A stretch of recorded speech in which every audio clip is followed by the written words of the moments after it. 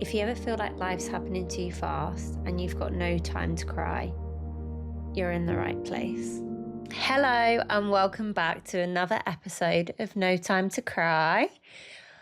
Oh, I've got some updates for you this week. Finally. It was interesting actually last week. I found that episode so odd.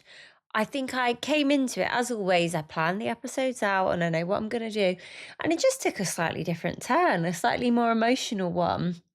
And it really made me laugh listening to it back when I was editing it and like the pure variety around making comments like, well, he's dead anyway, isn't he? Which, if you haven't listened to last week's episode, go back because it really was a roller coaster.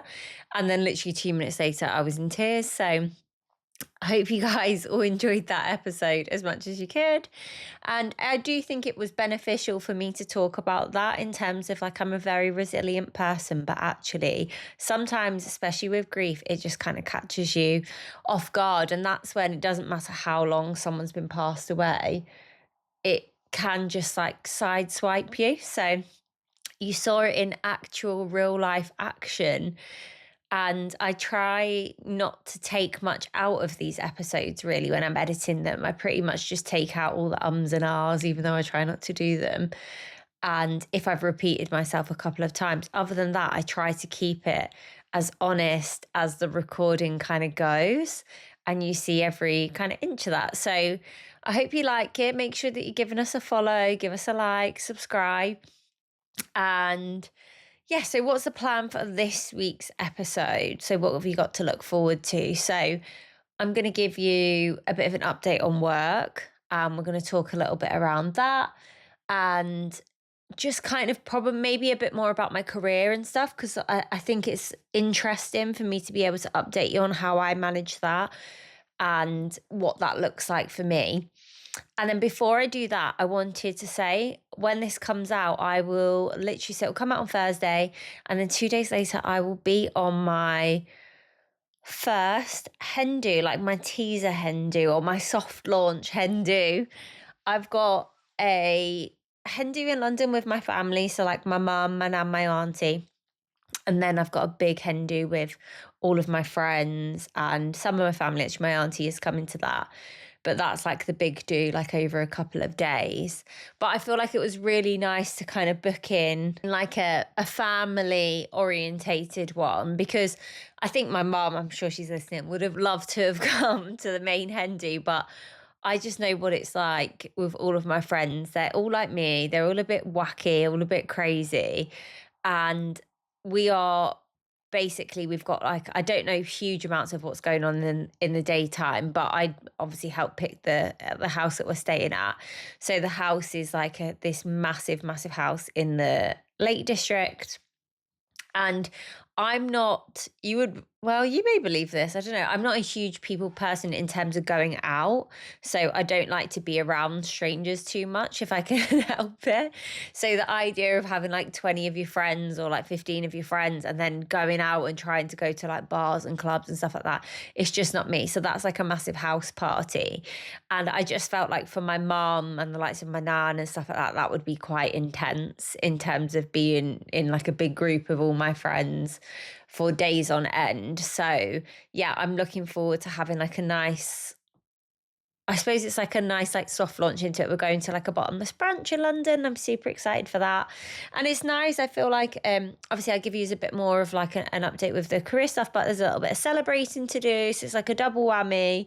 I've not had to do any planning for this other than outfits. I've literally just got to turn up, getting the train down to London, going for a nice bottomless brunch. Then we're going to go for like a cut to a couple of other bars, and then I'm getting the train back. And it just feels like a really nice way to kind of go and start the celebrating side of wedding stuff, because I feel like we've done so much planning. It's nice to finally get to that point where we're starting to be able to do the stuff where we're celebrating. So yeah, I'm looking forward to that. And then let me give you a bit of a career update. So I think I mentioned probably on my first episode back and across some of the others, and I've not gone in too much detail of it because obviously I think you've got to just be mindful of the situation that you're in, and obviously the company that you're working for and stuff like that. But I was at risk of redundancy from Jan, and that ran all the way until essentially being in consultation until mid-April, which is where we're at the moment. And I can say that I've got a job, which is cool. So I've actually got a promotion. So I'm going to be staying in the company that I'm at, doing a slightly different role in a different department. And it is for 12 months. And then at the end of that 12 months, I've still got the ability to have a look at voluntary redundancy or stay in again. So I'm super excited. It's a great opportunity for me. You know, worked particularly well for me in terms of like where I'm at in my career.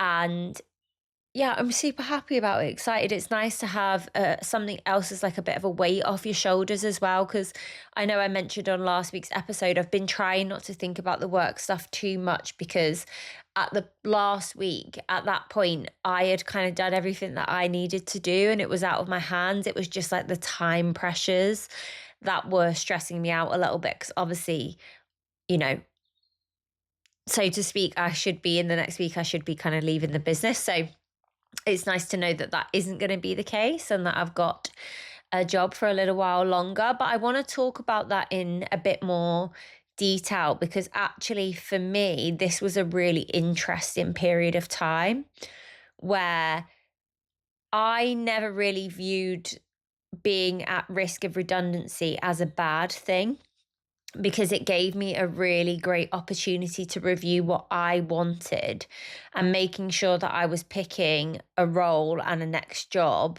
that was something that really meant that I was going to enjoy it. It was good for my career and I wasn't just picking a job out of desperation. Now, I was in a very fortunate position where, you know, my package to take the redundancy was very good. So if I had done that, I wouldn't have had to have, you know, urgently rushed into work or anything like that. But obviously, on top of the wedding, I didn't particularly want to start a new job just before the wedding. So had I have chose to have left the business, I would have taken a little bit of time off and had like a little bit of gap before the wedding and then gone into a new role after the summer. So it was making me think a lot around what do I want? What do I want out of my career? What's my next steps? What means something to me?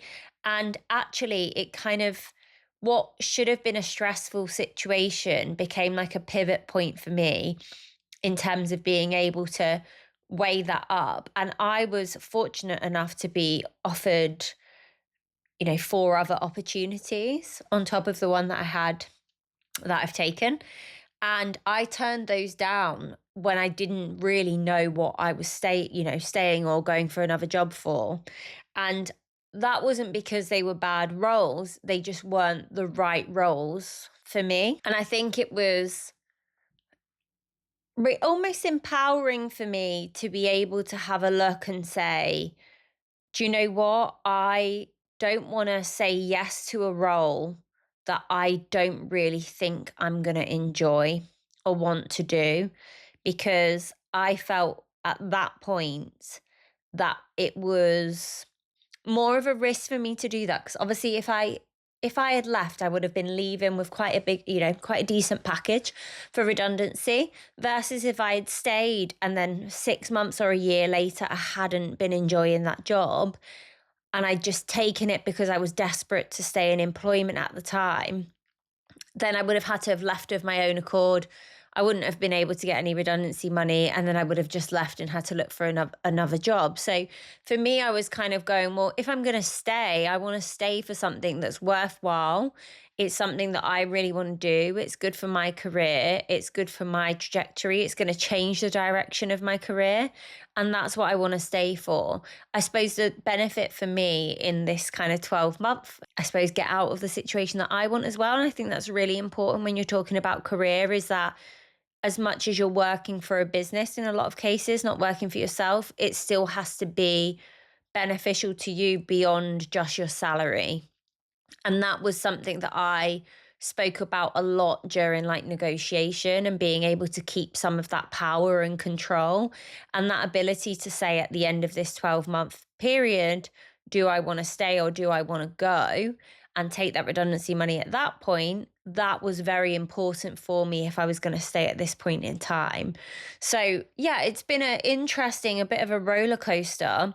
I'll go into a bit more detail as to around kind of the roles that I did turn down, not necessarily in detail, like you guys don't need to know exactly what those roles were, but how I declined them, because I think that's really important, and actually was some of the good feedback that I got in terms of knowing myself and knowing what I wanted. So particularly one of the roles that I was discussing, great opportunity, would be great to kind of have done. It would have been a project, would have been something that I could have started and taken a run for, but it wasn't necessarily ever the direction that I imagine my career going in. And I was particularly worried about being pigeonholed. I think when you go into certain industries, sometimes you can, and not always, right? I've worked in all different industries, but once you go down a certain route and certain job titles, sometimes you can get stuck in that lane. So it was important for me to kind of assess, was that an opportunity worth potentially pigeonholing myself for? And then would I be happy as to where that leads?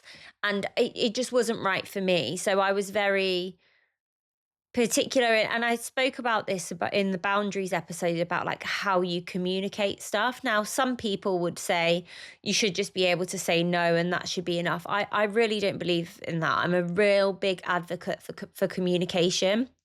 And and I'll talk through some of the other examples, but in that particular one, I just said, great opportunity, and obviously not word for word, but would love to work with you personally. Like it's not that I don't think I'll be able to do the job, because I think it should be clear that you've still got confidence in your ability and you're not turning it down for the fact that you don't think you could do the role, or you don't think you'd like the people that you work for. Actually, for me, it was about myself. It was about where the direction I want my career to go in. And at 29, I'm not that old, right? I'm unfortunately probably kind of midway through my career.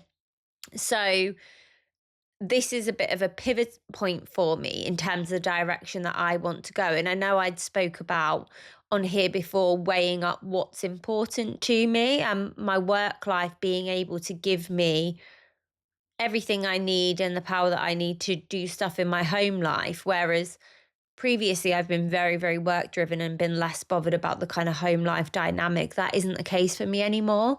I want to make sure that whatever I'm choosing to do and deciding to do allows me to have the life that I want. And that is why I did the kind of goals for this year and what I want to achieve, so that I could evaluate and have that confidence in my choices.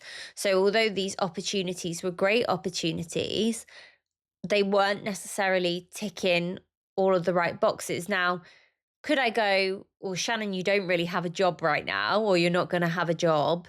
Should you really be turning down in this job market? But I had confidence in my ability and myself to find and negotiate what is right for me and what I'd be able to. And I had the confidence that and this is where you've got to be careful, right? Because for me, I was fortunate enough to know that I was going with that redundancy package and that I would be okay. But it was more than that, because I think what it allowed me to do is go, what am I trying to get out of this situation? What do I want to do? And be able to communicate that with confidence and say, that's not right for me, but I thank you for the opportunity. And in some cases, recommend other people for the role, right? I've done that recently, and I hope they get it. I won't speak to you soon. So yeah, the feedback that I got for that particular one was, actually, it's really impressive that you know what you want. And I'm not sure at that point, like, when I was at this point in my career, that I knew what I wanted and what I didn't want. And actually, I really admire that, and thank you for coming back so quickly and being so honest. And in all of the situations with the people that I spoke to, honesty, I think, is the most important in terms of why you haven't necessarily decided to take that role. And I do genuinely believe that when you're going for interviews and you're speaking to businesses, that you are interviewing them as much as they are interviewing you. And when someone's talking to you about a prospect or an opportunity, ask the questions, find out the detail of exactly what that role looks like, what the benefits, but also explain what you're looking for in a role. And if it doesn't kind of align, then you've just got to be honest and say that doesn't really align with what I'm looking for. So yeah, it's been a real journey. It's been like up and down, but it's been quite empowering. It's made me really confident in my decisions, in my choices. It's ticked off a couple of goals for this year that I'd set out. So I'm really proud of myself for kind of going through that process and not seeing this as I could have come into the year, it was like a couple of days into Jan, and been like, fuck's sake, what a shit start to the year. I'm potentially going to like have no job or whatever. And I never saw it as that. I was like, either I'm going to stay and I'm going to stay for something that's good for me, or I'm going to leave, take the redundancy and find a job that I know is right for me as well. So, I mean, luckily it's meant a promotion for me. And I do think opportunities, if you are going through redundancies or potential redundancies, obviously there's always people that will end up exiting, but there's always opportunities that become available as well. So it's just about making sure that you're kind of clear on what you want and managing that in a way. And I know I'd spoke about on one of the other episodes, the feedback that I've had from colleagues around the appreciation for me. And that's been quite clear in this process in terms of how hard I've worked and why I've probably had a few opportunities in terms of roles to stay for. And it's maybe made me reflect a little bit more around the value that I add to other people and to businesses. And I am quite confident in that anyway. I know I work hard. I know I give good value, but it's probably come at a time where I maybe needed that a little bit more to go, do you know what? No, I am good. I'm good at what I do. I work hard. I give a lot of added value. Obviously, you guys know I'm the chair for our disability and mental health neurodiversity network. And that's something I care a lot about. I give a lot of additional time to, a lot of support to colleagues. But I don't do it because I'm trying to get promotions or stand out in a particular way. I do it because I care. But in the business side of stuff, and I'm going to talk about my TikTok of the week actually, because I've got a great page for you guys to follow, specifically if you're thinking about changing role or career, or if you're early on in your career. But there was something that this individual said probably a few years ago, and it stuck with me, which was, I am never ashamed to say I'm unapologetically ambitious. And I resonated with that because I am a very ambitious individual. And it's something that I think at times people can go, oh, does that hinder you being that ambitious? But no, because if you do it and you're not doing it in such a way that it means throwing other people under the bus, or you're playing the game in such a way that you're becoming a negative character, or it's impacting you as an individual, then I think that it's a positive thing. And being unapologetically ambitious isn't necessarily just about work. I'm ambitious in life. I'm ambitious to be happy. I'm ambitious to have great friendships. I'm ambitious to have a brilliant marriage and relationship. And I think ambition is something that everybody should try and embody and empower themselves to be ambitious, because if you don't have the ambition to kind of get the best out of life, whether that be career or it's something completely different for you. For me, I then don't have a driver. I have nothing to push me forward. Like, what am I striving for? What am I trying to achieve? And my ambitions change regularly, right? And that's what I've said previously. It has been about that work ladder and where I've climbed up. Whereas this time, great that I've been able to get a promotion, but actually the promotion helps me hit some of my other ambitions outside of work. And that's my driver at the moment, rather than just being able to say, I've got this new title or I'm doing something different. It's about the direction it allows me to travel in personally, what it looks like on my CV for future opportunities. I'm always, again, super honest at work around whether I intend to stay there long term or not. I don't intend to stay anywhere long term, if I'm honest. I think for me, it's about what I learn and what I'm able to develop and the skills that I'm able to kind of grow.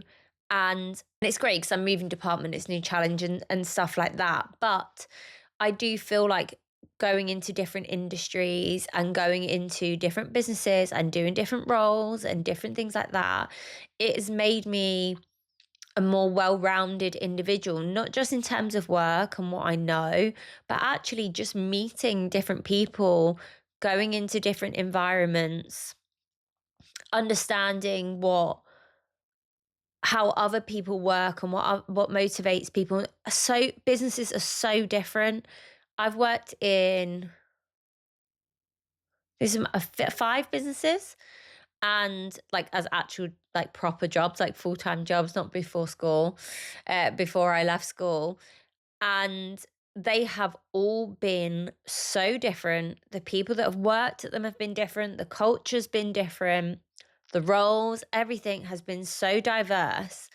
And that has just probably molded a bit around who I am as a person. And I think background definitely kind of plays into that. So for me, I come from a very working class family. My mum's a cleaning supervisor. She's been a cleaner and everything like that since I was a kid. And then my dad was he did like gate automation, basically a welder essentially. And we grew up with like family living in council houses and stuff like that. We didn't come from a lot. So for me, it's been about understanding, especially when you get into more senior roles, is that diversity. So I didn't go to university. I very much started working when I was 15 and kind of joined a business, which is where I met Jamie, funnily enough, and then got a promotion, moved somewhere else, got a promotion, moved somewhere else, got a promotion, moved somewhere else. And that's how I climbed the corporate ladder. So it wasn't like I went to university and knew exactly what I wanted to do and, then got senior because I went on a graduate scheme or anything like that. I've done it in a very sort of different way to what a lot of people probably my age have done. So I think that the reason I've been able to kind of move up that corporate ladder probably so young has been because I joined the corporate world a bit early because I didn't go to university. So I was working in corporate from the age of 18. So it's been interesting for me because once you do get into more senior roles, certainly in some of the businesses that I work at the moment, there's a lot of people that have been to private school or have been, very well educated, have gone to university, have done this, have done that, are putting their children through private school now. That's very different to how I was brought up. So again, it's been, I suppose for me is working out how I kind of fit into some of those scenarios. And actually, I feel like it's a nice breath of fresh air in some cases, is to have different opinions and that variety of people going, okay, yeah, you did go to university and you did this and you're here and we're in the same position, but I didn't do that. I did it in a slightly different way. And actually, we might still come to the same results and the same experiences. But I certainly think for me, coming from that background, coming from a family life that didn't have a ton of money. We've, lived with my grandma at times, my nan, sorry, not grandma, she'll tell me off. And we've, moved house a million times and been in this accommodation, that, like it's not necessarily, I had a family that got divorced very young and then my mum was trying to bring up 2 kids on her own whilst my dad was in rehab. It was a very kind of topsy-turvy upbringing. It wasn't an upbringing full of,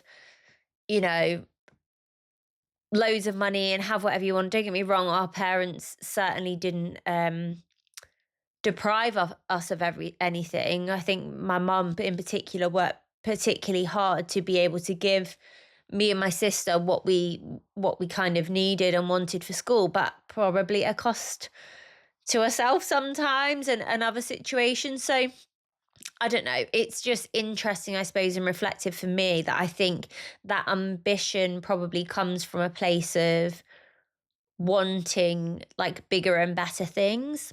So I think it's important to understand what your drivers and your ambitions are, because there was something I was listening to when I was putting my vision board together, and it was like, you can put things on your vision board, but you need to understand why they're on there. Like, there's no point saying, I want this salary, or I want this many followers, or I want this car, if you don't understand why you want it. Like, what it does it achieve? If it's ego led, it's probably not the right thing for you. And I think that was really important for me when I was having a look at what I want to do next and kind of work and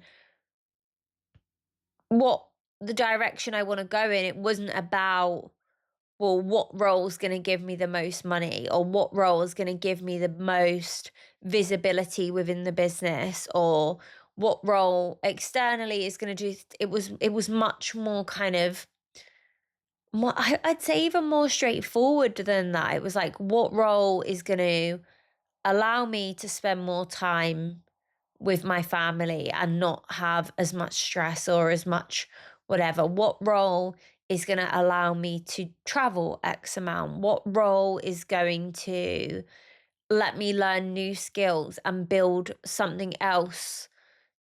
Build new opportunities for myself in terms of, again, not pigeonholing, not doing the same thing again and again and again, like diversifying my knowledge, my experience. What roles or what businesses are going to allow me to still do the stuff that I want to do around mental health and neurodiversity and disability, because that's something I'm really, really, really passionate about. So I wanted to still be able to do that and have a think about if that's the type of business that I want to run in the future, or do, or charity, or whatever it is. And I wanted a role that either would be to do with that, or would allow me to have the time and experience to work on it alongside it. And this was the right opportunity for me. So I think it was kind of having that confidence to not let the risk of not potentially being in work and that desperation. And I appreciate that's a fortunate position to be in, right? Some of my colleagues who were also at risk, when that is not their same situation, financially, and their kind of positioning, potentially age and prejudice for that in terms of getting into work.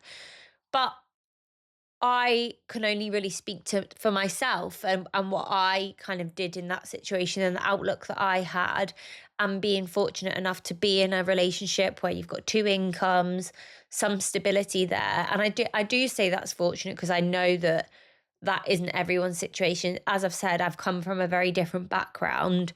Had I have been in a different financial situation to what I am, maybe I wouldn't have had this same flexibility and same decisions. But I didn't want to make a choice out of desperation. I've done that before. When I moved to the Northwest from London, I actually moved up here without a job. And it was a very difficult time when I was leaving London. There was lots of things going on with family and stuff like that, and a couple of family members being unwell. But I had to kind of move. We'd already bought the house. I was supposed to be moving up with the company that I was working for in London. They was opening an office in the Northwest, but it was getting delayed. I was paying rent and a mortgage. I had to go and make that move, right? And I thought it'd be easier to get a job once I'm up here, rather than trying to speak to companies whilst I was still in London. I took the first job that was offered to me. I'd been up here less than 3 weeks when I got my first offer, and out of pure desperation, I just took it. I don't regret it to some extent, because I think that's what I needed to do at the time, but it was the worst job I've ever had. And I knew when I went for it that I wasn't going to enjoy it, and I didn't like it, and I didn't like the sound of it. And I was only there for 6 months. So I think because I'd had that previous experience as well, I didn't want to repeat mistakes that I'd made in the past. And I say mistakes, it wasn't really a mistake. I was, super young at the time, and needed to just get into work and stuff like that, and a complete different financial situation to what I'm in now. But I am not in that financial situation now. So I didn't want to, I wanted to learn from it and say, well, no, I don't want to go to a different company and then leave 6 months later. I'm not looking to do that. I'm looking to change role or change business and find something that I want to do and be confident that it's the right decision. And that's the kind of, that's what I've done.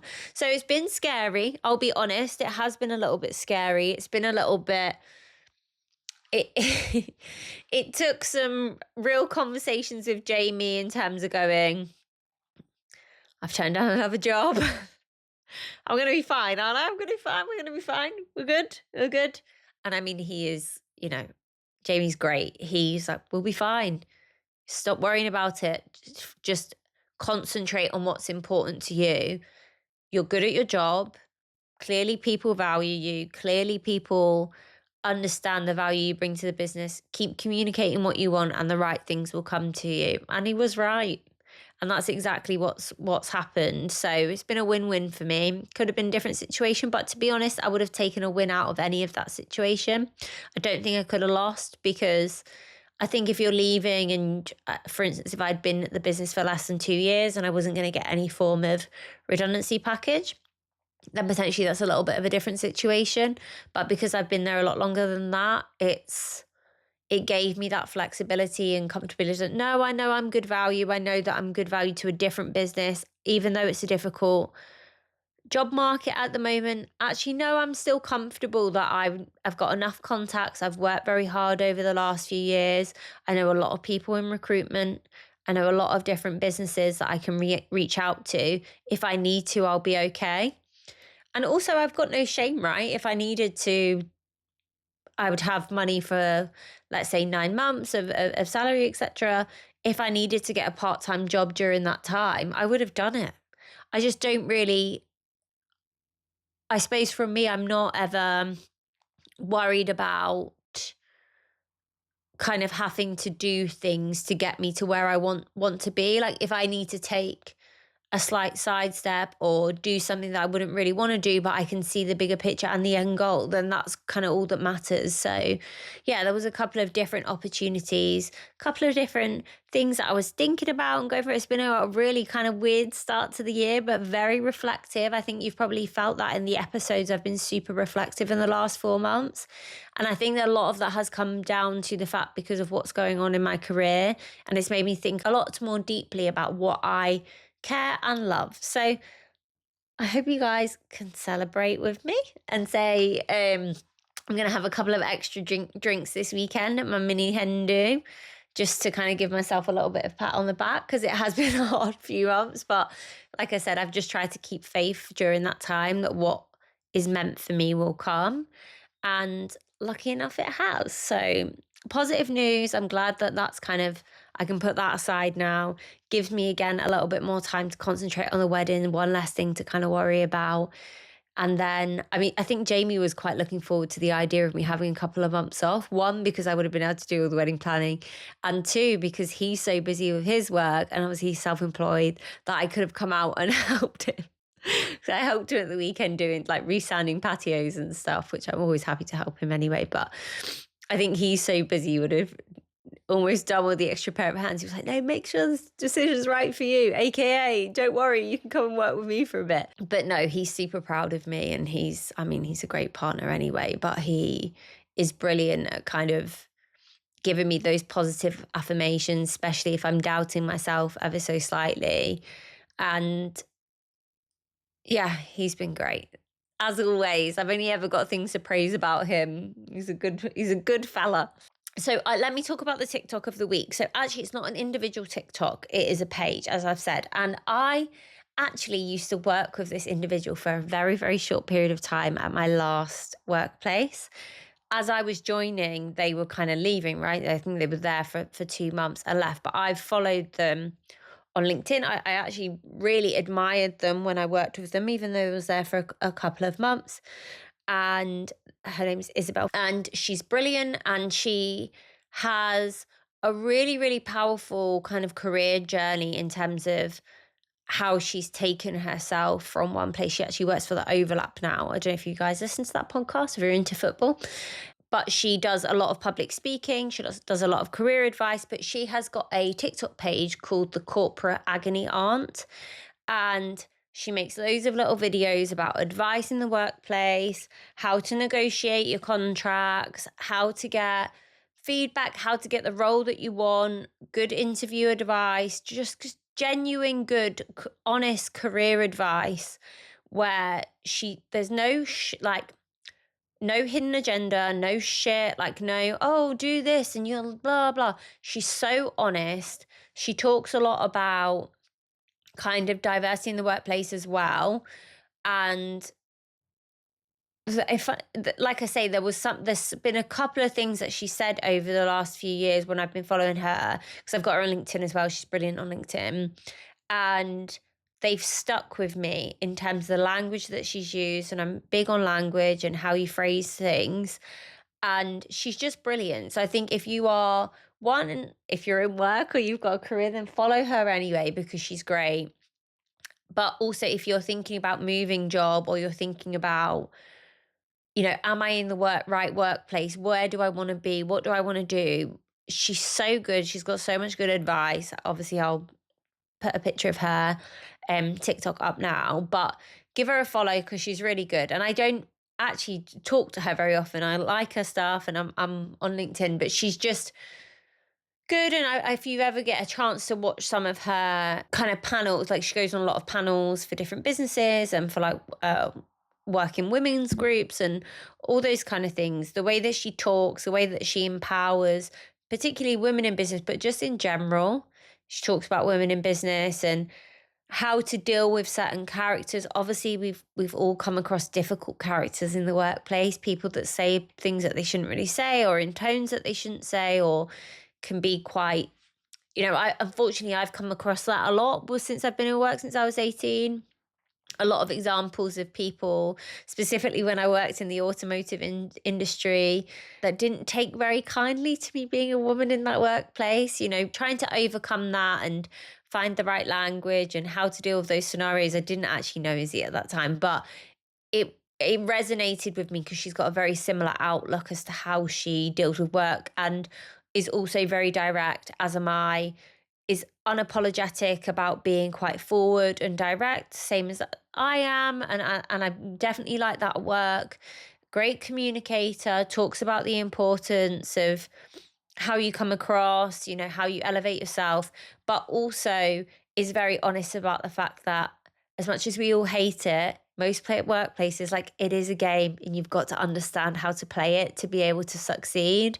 And everyone can say, I don't want to play the game. I don't want to play the game. I'm the first person to say I don't want to play it. But actually, you've got to know how it works to be able to succeed. And she just gives tons of good advice. So make sure you give her a follow and watch some of her clips.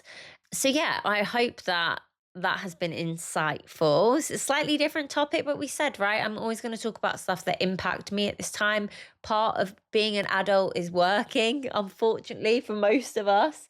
So I felt like it was really important for me to talk about, because I've been alluding to it a lot over the last couple of months, like what has been going on in work, how I've dealt with it. And like I say, I think it has definitely played into my mental health headspace and feeling a bit overwhelmed, and what I'm in control of, what I'm not in control of, thinking about what I want to do. So I'm not going to say it's been easy, but I wanted to make sure that I had this opportunity that was in front of me, and I did see it as an opportunity to take it and grab it with both hands and make it for what's right for me. And I fed that back many a times when you're talking to people, and I use these words in particular.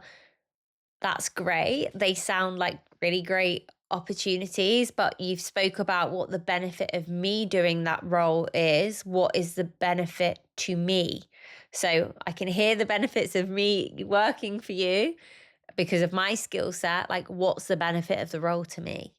And that's what I kind of just stuck to. And I was thinking about the whole time is, I know where I can benefit you. I'm confident in where I can be a benefit to you. But what I want to hear is, what are the benefits to me? What do I gain by doing this role? What do I gain by staying? What do I gain by perhaps changing the trajectory of my career, or changing the direction that I viewed my career was going in? So like I say, I've had great feedback about the honesty that I've used in that time. And I think it's really important that you communicate well. You're still thanking people for opportunities. You're still giving that admiration where it's needed, but you're also confident about knowing what's best for yourself. And again, there's been a couple of times during this process where people have tried to tell me what's good for me. And I've been quite clear, like, as much as I appreciate the advice, I know myself, I know what's good for me. And at that moment, that isn't the right thing for me, but I am very, very grateful for the opportunity. So again, it's just having that confidence in knowing yourself. And if you don't have that confidence, fucking fake it till you make it, because I'm not going to say that I didn't doubt myself during that time. I did, but I still made sure that when I was giving that feedback and even if I wasn't feeling always that confident, I made sure that I came across in that way, because I do think that that has an impact on that kind of opportunity. And you always want to keep things on good terms and make sure people know that you're not doing something, not because you don't think you're capable, but because it's actually just not right for you. So I'm going to finish on the thought of the week. So I think you guys are going to like this one, because it's kind of a bit of a roundup of what I've been saying the whole episode. So true confidence is not knowing you will stay forever. It's knowing that you have the ability to leave. Betting on yourself means choosing the path that keeps your options open rather than the ones that keep you safe. And the reason I wrote that was because there were so many safe choices that I could have made during this time, but they would have been a cost to me in the future. So as much as people would go, Shannon, why didn't you take one of the other opportunities that wasn't 12 months or that was more secure? Because it doesn't suit me. It doesn't suit what I want in terms of flexibility. It doesn't suit what I want in terms of the role. So this is the right, might not seem like necessarily from the outside the right opportunity, but it's the perfect opportunity for me, because it's a direction I want my career to go in. It's a role that I'm interested in. It's a role that I know I'll be good at. It's a role that I know I can learn from, but it's also gives me the flexibility in 12 months' time, if I want to go and do something else, or I want to take my career in a different direction, or I want to create my own business or do something different, then I can go and I can take my redundancy. And I know from obviously the communications that I've had in the business at this time, if I want to stay, there'll be opportunities for me that I can have conversations about at that time. And there might be roles. Who knows what happens in 12 months, right? So I'm excited. It's been good. It's a positive week. Good news. I've got to update my LinkedIn at some point. Maybe I would have done it by the time this comes out. And yeah, I'm feeling positive. It's good week. No tears this week. Could have been tears. I actually haven't cried during this whole work situation. I think I've just tried to keep it very, don't know. I've tried to not let it get to me. Like I say, I'm not going to say I haven't overthought it or had doubts during the time, but I probably did a little bit of fake it till you make it the whole time, where I was like, this is going to be positive for me. Positive affirmations, like just think about it positively. Whatever the outcome is the right outcome for me, it will be a good one regardless. Good things are coming to me. And I just felt it. Well, maybe I didn't feel it. I just said it all the time. I just repeated it. I know this is going to be good for me. Whatever the outcome, it will be good for me. I know I'm making the right choices. And I just kind of had to tell myself that until I got to a point where I believed it. And it was only very recently, probably in the last week, that I actually probably believed, wow, this is going to happen. I'm going to get the outcome that I want. So yeah, it's that resilience piece. It's being resilient. It's being thick-skinned. I really, like I said last episode, I've really needed some thick skin during this time for myself, but also just for the situation and, the timelines and trying to get things sorted in time. But it's been a good week, good update. Glad I could let you guys know what's going on. I want to come back to a topic next week, actually. So stay tuned for that, around kind of hormones and that situation. I had a lovely woman that reached out to me a couple of months ago now with her story, and I wanted to dedicate a bit of time to talking about that. And I didn't know if I was going to do it in like a on my Instagram, or I was going to do a bit more of an episode on it. But actually, I've got some updates around myself as well. So I'm going to come back to that. It might not be the full episode. It might just be a tiny part of it. I need to work it out, need to plan it. But yeah, we will catch up on that next week. I hope you guys have a lovely week. I will update you on my Hen Do. I'm going to have to record next week's episode in an evening in the week because I'm not going to have a chance to do it at the weekend because I'm going to be partying my little head off and celebrating my new job, but also soon becoming Mrs. Bowman. Crazy. Can't believe that's going to be my name. And yeah, have a wonderful week. I can't wait to hear from you all. And thank you for listening to me talk about my new job for about 40 minutes. Love you all. See you soon. Bye.